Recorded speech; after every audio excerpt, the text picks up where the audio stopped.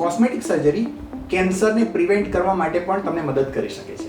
હું એમની history briefly તમને કહું તો એમની એજ અત્યારે 60ની છે અને એમના સન પોતે ડેન્ટલ સર્જન છે અને સુરતમાં જ પ્રેક્ટિસ કરે છે. એમને ચેસ્ટ એનલાર્જમેન્ટનો પ્રોબ્લેમ ઘણા વખતથી હતો. એ જ સાથે એમને કાર્ડિયક પ્રોબ્લેમ પણ શરૂ થયા. અત્યારે ઓલરેડી એ લોકો બ્લડ થિનર મેડિસિન પર છે.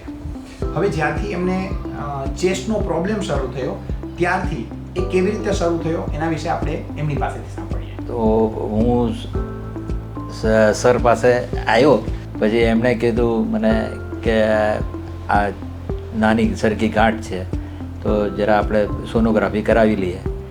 પછી અમે આવ્યા તો બીજે દિવસે એમને સર્જરી કરીને ગાંઠ જે હતી એ કાઢી પછી ટેસ્ટ કરાવી તો એમાં કેન્સરનો થોડો ભાગ હતો.